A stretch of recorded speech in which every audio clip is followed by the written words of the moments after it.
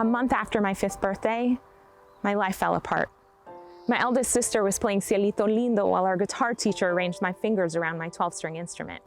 I barely heard the knock at the front door, but the booming sound of voices that followed couldn't be missed. I snuck out of the den to see 5 aggressive men carrying guns and shouting orders. I didn't know what was happening, but I could tell it was very, very bad. This is why a security guard escorted us to the school bus every day. This is why we couldn't play in our own street. This is why I went to bed to the sound of explosions. This was Bogota, Colombia in the 1980s after all. But to me, it was home. Home is supposed to be secure, isn't it?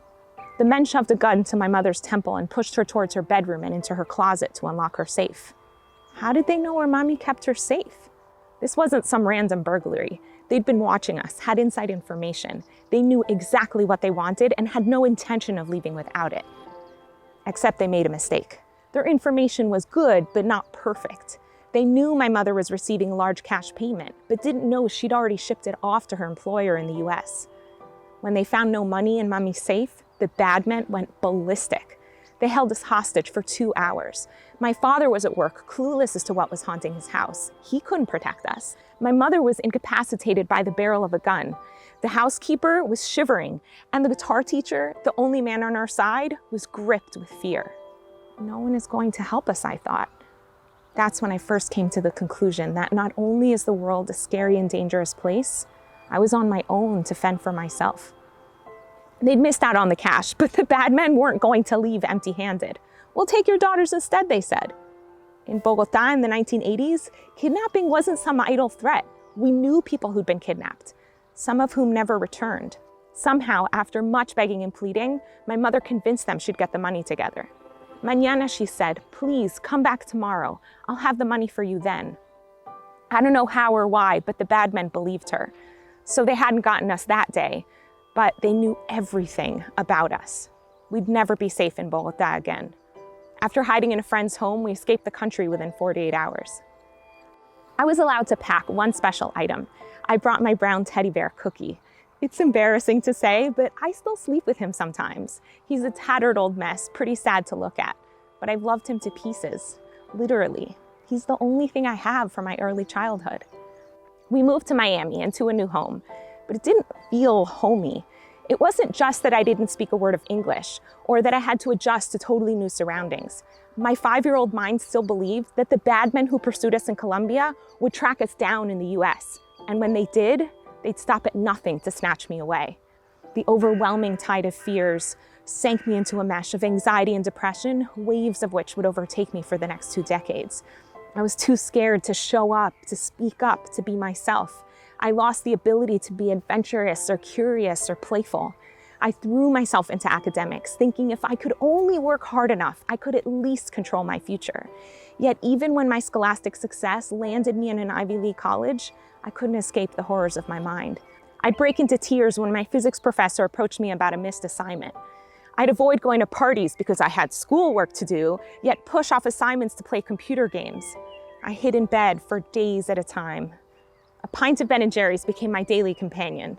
As I watched my waistline grow in the mirror, I became more repulsed by the woman looking back at me. I was powerless against the negative thoughts and fears that overwhelmed my mind, and being out of control led me to believe I was broken and would never enjoy a moment of peace.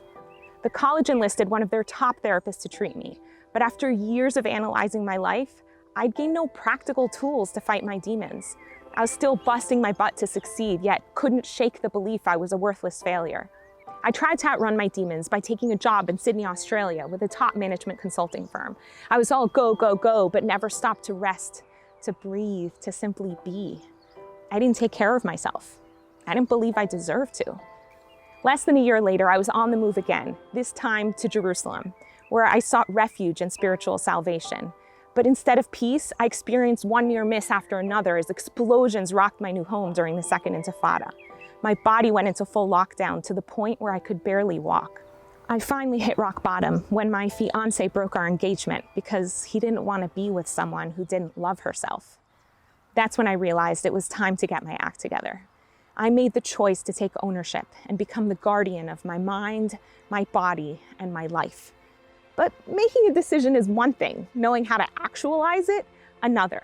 And so my search began. I devoured books on personal growth, health, and nutrition, attended seminars and lectures, watched hundreds of videos. I insisted on finding fabulous mentors who could guide me to find healing and wisdom from within. Yet my progress was slow.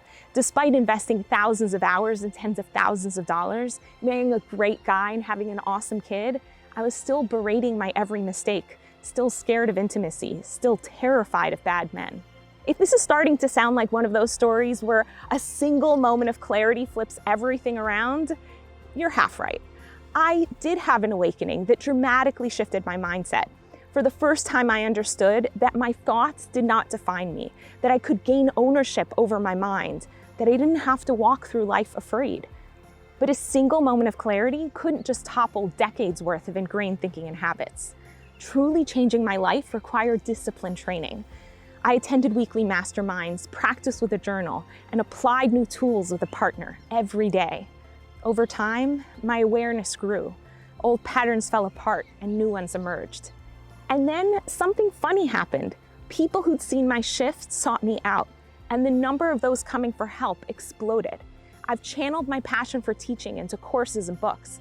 I share techniques I've learned and developed for getting your head straight, building your business, and publishing your ideas. I've reached tens of thousands around the world, from 60-year-olds fed up with their baggage to entrepreneurs blocked by imposter syndrome, to business leaders seeking to magnify their impact. Really, to anyone ready to say, life's too short and I need to show up pronto. If you also know you're destined for more, that there are powers within you blocked by demons and doubt, yet you're ready to take ownership and show up for a world that needs your unique spark, I'd love to help you gather your greatness, stand tall, and rock it.